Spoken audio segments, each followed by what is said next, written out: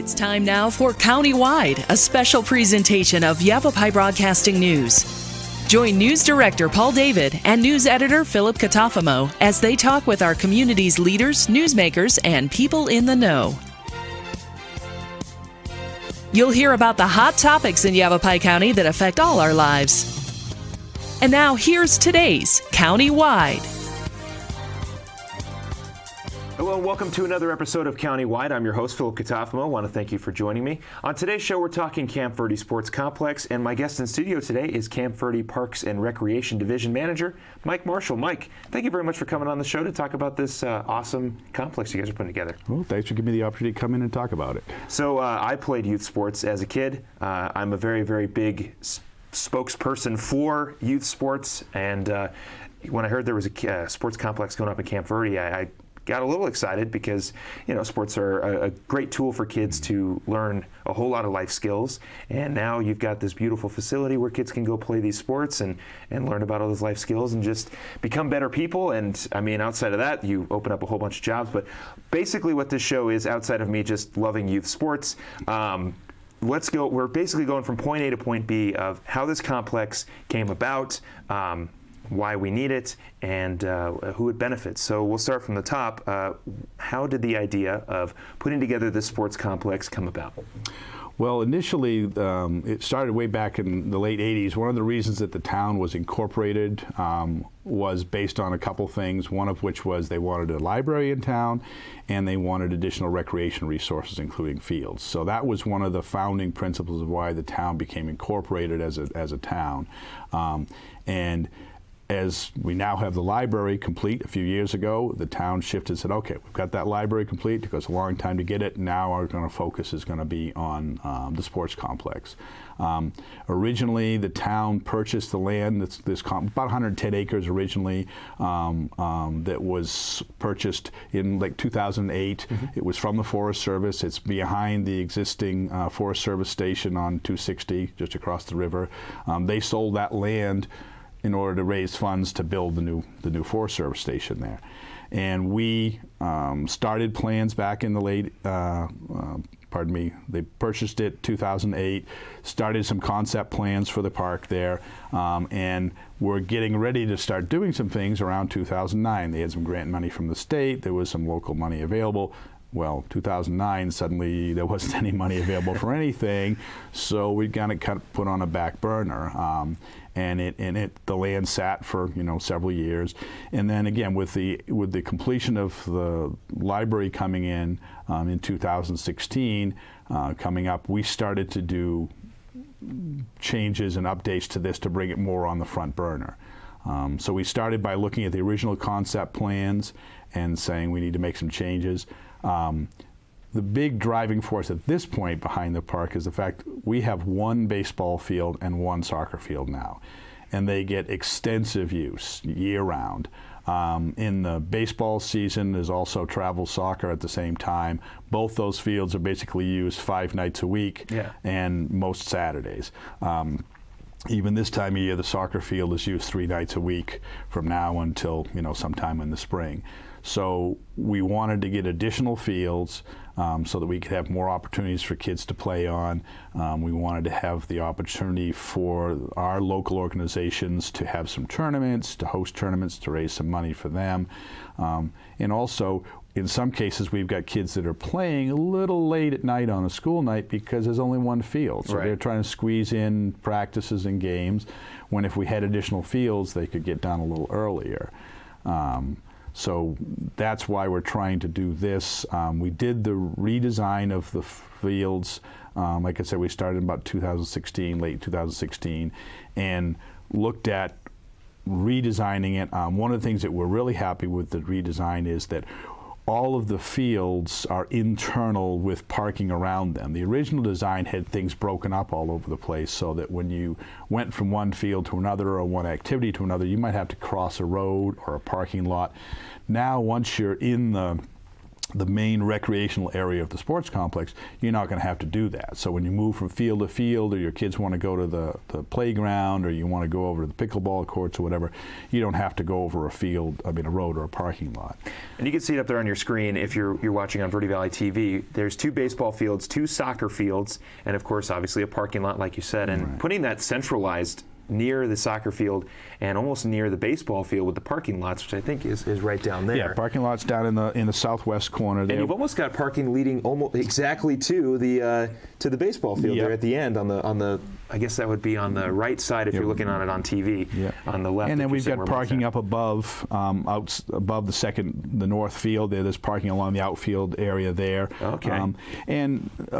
For the future, there's another fourplex going to the right in that grayed out area of the map, again, if you're seeing it, where there will be 4 additional baseball fields in the future at some point. One of the things with the redesign was, in addition to wanting to have the fields available, more fields for our people, the town council wanted to have the ability to use this as a little bit of an economic driver. We are very centrally located in the state, the Center of Arizona Monuments in Camp Verde. Right. And we have very good weather most of the year compared to some of the people around us. We're either warmer or cooler than some of the other places, which is good. So by having the ability to have at some point a larger number of fields, we can attract tournaments, number one, hosted by our local people that can put on tournaments as a fundraiser for themselves, and then also we may be able to rent the fields to other groups looking at tournaments. Right. No matter who's hosting the tournament, those people are coming to town, they're eating food, they're gassing up, they're staying in hotels, that kind of stuff. So, well, even outside of hosting other sports events, you can host other events in general where people can just come to the facility. Obviously, you may be a little limited hosting some people on the baseball field, but you've got those open soccer fields, and you've got some even that grass area behind the soccer field or at the top of the soccer field where you can host a whole lot of events and get a lot of people out just to get some intrigue about the complex as it is. Right. And one of the things that in the design is we have, for instance, a lot of electrical capacity throughout there geared towards event use. We host our signature events downtown now on our community center field, and I think that those events will continue to stay there because they're downtown related events. But since I've been with the town, we've substantially increased our electric capacity on the field. For instance, Camp Verde Promotions that ran our events for years put a lot of money into adding additional electric lighting, that kind of stuff. So we know that's something that's needed for fields, for events.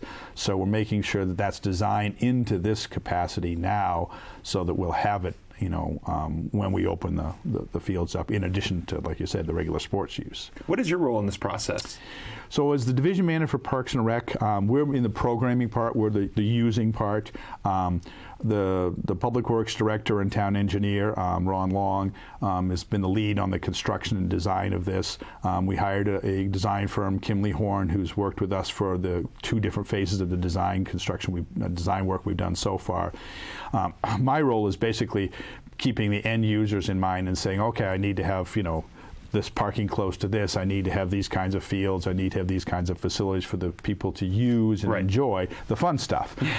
It's his job to make sure that nothing floods and make sure that the power is there and that kind of stuff, along with, like I said, Kimley Horn that's done a lot of the design work for this stuff. So yeah, my role has basically been making sure that all of the different user groups are going to get what they want out of the facility, and we'll have a facility that we can be proud of, that people will enjoy when they come to it. And not come and think that this is a disappointment for them.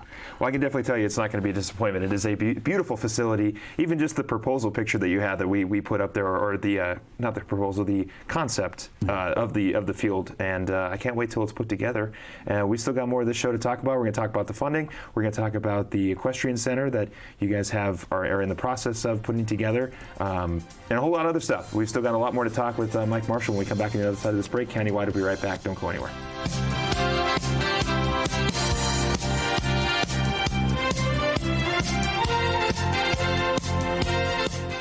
Northern Arizona Thermal Imaging uses a state-of-the-art medical digital camera to take a picture and create a map of the body's infrared patterns.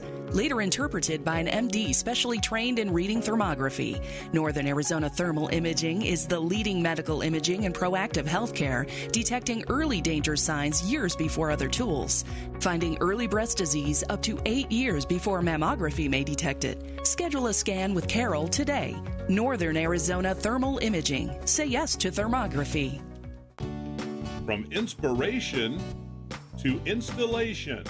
If you need help with your decorating plan, call the pros at the Picture Window. We are your #1 source for top quality blinds, shades, shutters, and flooring. We've been in business here for 41 years, and our delightful sales staff has decades of experience. We're the locally awarded Best of the Best in both Sedona and the Verde Valley. Don't pass up a free estimate on your project. Call the Picture Window now. This is Bruce Morrow, Transportation Manager for Cottonwood Area Transit. Remember, we cover the entire Verde Valley and Sedona. Cottonwood Area Transit has you covered wherever you want to ride in the Verde Valley, all day, every day.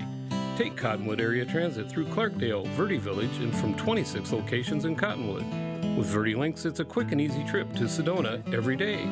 Don't forget our connectors to Camp Verde. Visit cottonwoodaz.gov for Cottonwood Area Transit and take a seat. Let's go ride. Julie was always a voracious reader. She'd carry 2 novels on an airplane because she'd read one on a 3-4 hour ride. And at some point, I began to notice that she would read a page and couldn't remember what she had just read, and she'd have to go back and read it again. I don't remember much these days after I read, but less does for me, and I love it.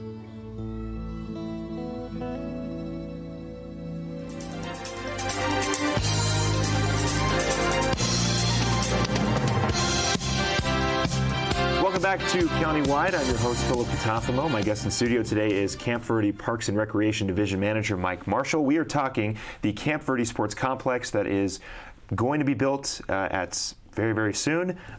2 baseball fields, 2 soccer fields, a much larger facility than you guys have currently, where you only have 1 baseball field and 1 soccer field. You can see, if you're watching on Verde Valley TV, we just put up the concept of the complex, and if you can't see it, well, there's 2 baseball fields and 2 soccer fields, and it's gorgeous. Go check it out. campverde.az.gov is the website. You guys have a Facebook page that will have, I assume, all of this information on there. You can, and contact information. Exactly. People can always give us a call or stop in the office if they got anything that they want to know that isn't readily available for them. So go talk to this guy. This guy knows what he's talking about. So we were talking in the segment before about the proposal process and how it comes about of why we have this. Well, not why we have it. Why it's where we're at right now with the proposal process or whatever. Okay, I'm going to stop talking and move on to the question. So how much does a complex like this cost? 2 baseball fields, 2 soccer fields. How much does something like that cost? Well, it's still working. We started by doing with the concept originally. Because of the site, we needed to do all the site work for the entire site first. So in 2018, we did all the site work, the drainage, the grading, the stormwater, the infrastructure, sewer lines, water lines, that kind of stuff was all done in 2018. And that cost the town about $3.1 million, which was $900,000 less than the engineering estimate to get that done. So we were very happy with that.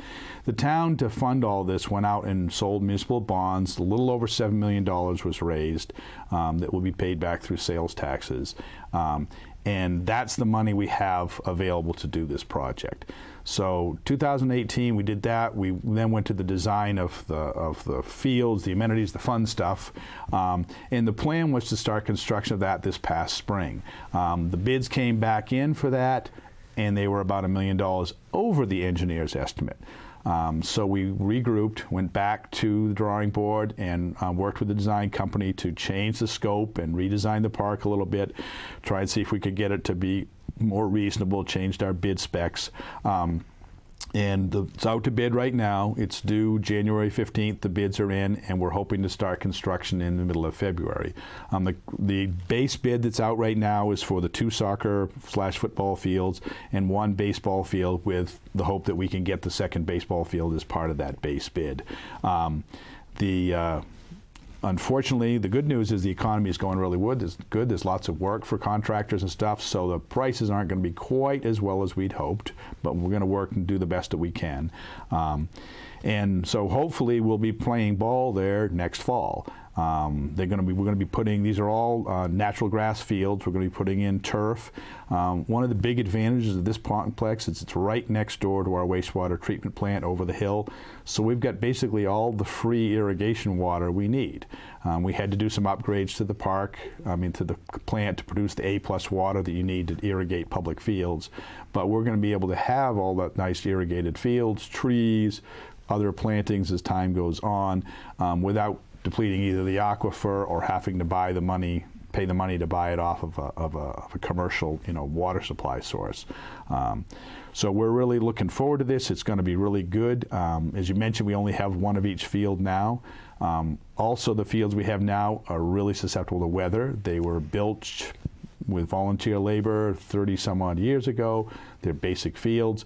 When it rains on the baseball field, it's under 2 inches of water, and you just have to wait for it to dry out. These fields will all be designed in what they call a sand base. So the turf will be growing on top of 6 to 8 inches of sand with under drainage pipes underneath that. So when we do have rain, it will quickly drain off the field through the sand, be carried away by the pipes, and in a relatively short period of time, based on the amount of rainfall, we'll be able to play on the fields as if nothing had happened. And that's where we are now. We're looking to be able to play next fall. We're hoping the bids are going to come in so that we can get all 4 of the fields that we want in the initial phase. One of the things that we're committed to is making sure we get the most amount of amenities that are going to benefit the most amount of people. We've talked before, we're not going to have a bunch of money spent on a nice fancy asphalt parking lot and not have fields to play on. We'll have reclaimed parking lots that are perfectly acceptable for parking on and nice fields, because our priority is to make sure that the money and our efforts go into the fields. And we've done a lot of design work to make sure these fields are going to be really nice, not just basic, You're not just throwing something up there just so you can get people to play there. We've done a lot of work with the design, specifically for the baseball diamonds. These are full-size fields. They're 300, 320 feet to the fence, so we'll be able to do larger field stuff. We've done a lot of work on the dugout design and some of the other things. Our coordinator, Shauna Figge, is really experienced with sports as a college player, as a coach, and as a team parent. So we've done a lot of things to make those amenities nice. She's played or coached at most of the other fields throughout the state, so we've picked the good things out of all of those different fields and made sure we didn't make some of the mistakes in design work that have been made in some of the other fields. So this will be a positive experience for the players, for the coaches, and for the parents and spectators that are there watching it. So we're pretty excited about it. It's been frustrating this past year. It's been frustrating for us to have it been slowed down because of the fact that the original costs came in higher than estimated, but we want to keep it the most bang for our buck and want to be careful with what we're doing. So we're taking the extra time both in the design phase and in this bidding phase to make sure we can really get something we can be happy with. Well, and you've got a great proposal there. I mean, 2 baseball fields and 2 soccer fields, which I know currently, you're still trying to raise money for that second field, but I mean, if the concept is anything like the final product, and we're looking at a very, very gorgeous field that will be used for a very, very long time. Mm-hmm. So let's just say, let me ask you this: who do these fields benefit? Who does this benefit? Well, immediately it's going to benefit all the kids. We've got several hundred kids that are playing soccer or baseball or football in Camp Verde. And they are all trying to squeeze onto a limited number of fields. They're playing later at night than they should be. They're handicapped by rain delays, that kind of stuff. So the first winner is going to be them, that they're going to be able to have practice times and game times that work better for them and less problems.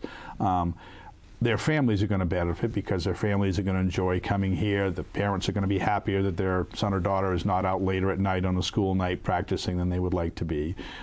In the bigger picture, the community benefits because you've got an attractive multi-use space that people can come to. And again, as we attract people from other parts of the valley or the state that are coming here, we're going to see hopefully an increase in sales tax revenues, which will help pay for this and pay for other things, throughout the town as it goes on.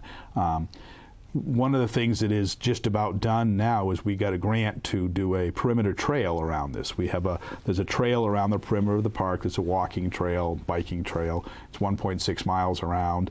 And originally we got some state grant money for that. Originally when I put for that grant in, I thought that was the only thing that was going to be there, was a 6-foot wide path in the middle of nowhere around something that someday was going to be a sports complex. Mike, I hate to cut you off. Yep. We do have to take a break. So we're going to take a quick break. We're going to keep talking to Mike Marshall on the other side of this break. Don't go anywhere. Countywide. I'll be right back.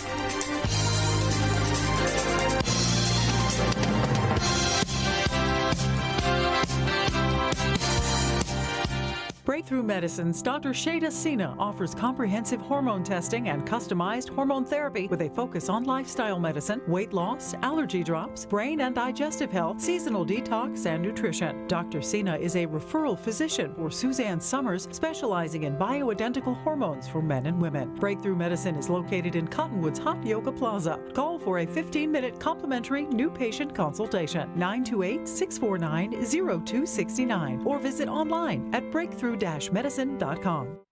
There are people who struggle with addiction and homelessness. Sometimes it may feel like there is nothing we can do to help.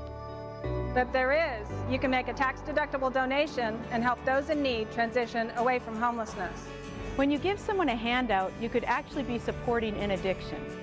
A better life starts with better health, especially for those living in the streets. Support solutions, not addictions. You can make a difference. Visit cottonwoodcares.org.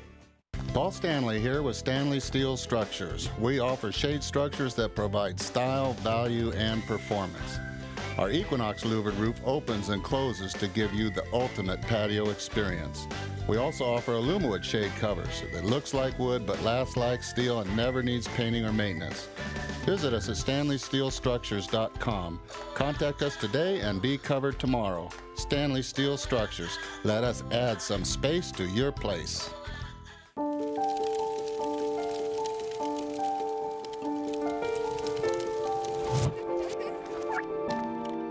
Did you know parking over tall, dry grass can spark a wildfire? Only you can prevent wildfires.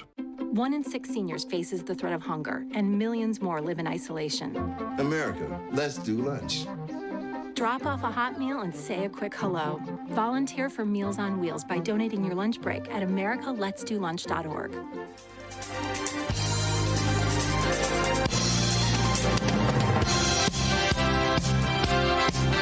Welcome back to Countywide. I'm your host, Philip Katafmo. My guest in studio today is Camp Verde Parks and Recreation Division Manager Mike Marshall. We have been talking about the sports complex that is going to be put up in Camp Verde, aiming for February to start building and aiming to get games going in the fall. It is an awesome facility. 2 baseball fields, 2 soccer fields is the concept, and they're still looking for some more funding on that, but it is a beautiful concept. Cannot wait for this to be finished. There is another facility that is currently being built that was initially going to be, you were telling me off air, that it was initially going to be right next to this sports complex, but eventually moved to a different location. It is the Equestrian Center that you guys are not trying to put together, you're putting it together. Can you give us an update on that?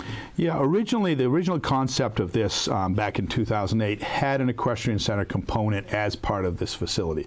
At the time, they knew that was going to squeeze the equestrian center for expansion if it was successful, and it also limited the number of fields that they could have. So when we redesigned this, we shelved the equestrian center for another facility space in the future. Last year, the Camp Verde Arena Association was formed, a nonprofit that approached the town, and they're leasing land northeast of here, contiguous to our sewer treatment plant, and they've started construction of a rodeo arena facility there. They've gotten funding from the town to help support that. They've also worked to get a lot of donations and a lot of labor at cost from contractors and stuff, local contractors. So that is under construction currently. And they're hoping to be having an event there, sometime I think over late winter, early spring. Again, there's the advantage to that site there is once they get the initial arena and parking and stuff established, that has room to grow. There's additional space out there that they can move into. There's also additional space on the Forest Service that they can acquire through the Townside Act that gives them the room to expand. If it were in the original location here, not only would our facilities be reduced from what we're able to do now, they would be constrained by the boundaries of the fields and other stuff. So our plan all along was this was going to be an advantage to both of the different user groups. Again, they're close by to us, so they can take advantage of water from the treatment center and access through the same access road. This is all access off to 260, that long straight stretch right behind the ranger station out there headed towards Payson. Mike, again, I have to cut you off. I'm so sorry. We do have to wrap up. Sports complex getting put up in Camp Verde very, very soon. It is a gorgeous facility. I cannot wait to check it out. Mike, thank you very, very much for coming on. Again, I apologize for having to cut you off. Not a problem. But that is countywide. I want to thank you for tuning in. And in the words of our news editor, our news director, Paul David, we'll talk to you again next time. Almost had it.